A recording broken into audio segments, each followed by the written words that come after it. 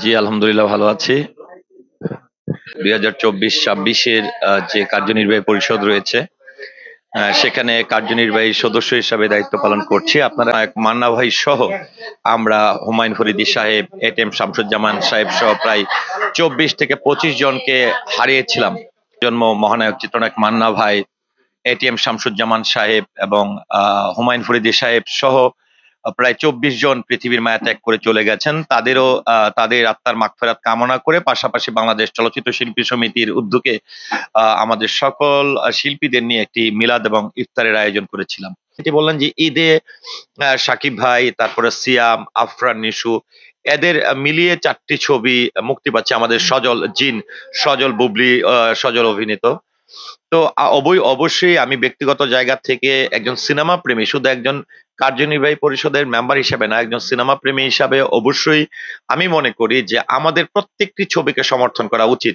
আমি আসলে কারোর সঙ্গে তুলনা করতে রাজি না, কারণ শাকিব খান শাকিব খানই, কারণ নিজেকে পরিবর্তন করতে সক্ষম হয়েছে। আমি তখনই তাকে নিয়ে সমালোচনা করব যদি তার চেয়ে আমার যোগ্যতা বেশি হয়।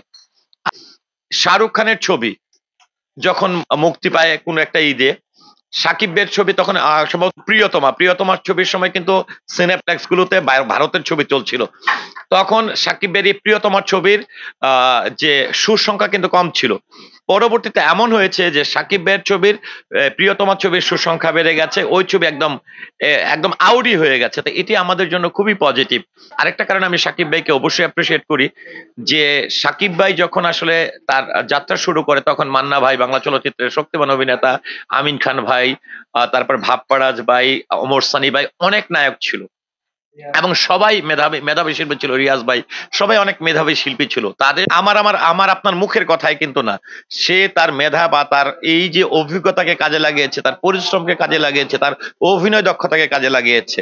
তো এটি অবশ্যই সফলতা আমি মনে করি। আমার কাছে ভালো লাগছে এই জন্য যে একটি সময় আমরা দেখতাম যে একই গেট আপে ১০টি ছবিতে একটি চিত্রনায়ক অভিনয় করছেন, একই হেয়ার স্টাইল, একই দাড়ি, একই ক্লিন শেপ, একই মেকআপ, প্রায় একই ড্রেস।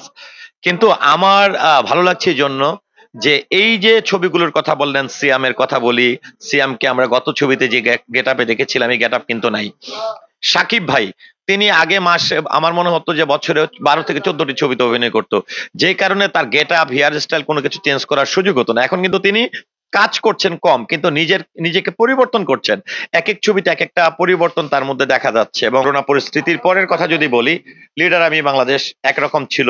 তারপরে প্রিয়তমা আসলো এবং প্রিয়তমাতেও তিনি একটা চমকই দিয়ে দিল যে সাকিব ভাই যখন সেই বয়স্ক লোকের একটা ছবি প্রকাশিত হয়, তখন কিন্তু অনেকেই মনে করেছিল উনি মানে পারিপার্শ্বিক কারণে, অর্থাৎ এই বুঝে সাকিব খান বিধ্বস্ত হয়ে গেছেন, এই বুঝি মানসিকভাবে ভেঙে পড়েছেন, এই জন্য দাড়ি চুল এরকম। কিন্তু পরবর্তীতে আমরা দেখলাম যে প্রিয়তমা ছবিটি উনি আমাদেরকে আসলে সারপ্রাইজ দিয়েছেন এবং এটি একটা ছবির জন্য তার প্রস্তুত ছিল, যেটি আমাদের দেশের পাশাপাশি বিশ্বের অনেকগুলো রাষ্ট্রেও কিন্তু তিনি প্রশংসিত হয়েছেন। এসে এখন বরবাদে কিন্তু একটা পরিবর্তন দেখতে পেয়েছি। তো আমি আসলে সবচেয়ে বেশি এটাই আমি মনে করি একজন শিল্পীর সার্থকতা, নিজেকে প্রত্যেকটি চরিত্রের জন্য, প্রত্যেকটি ছবির জন্য আলাদা করে প্রস্তুত করছেন।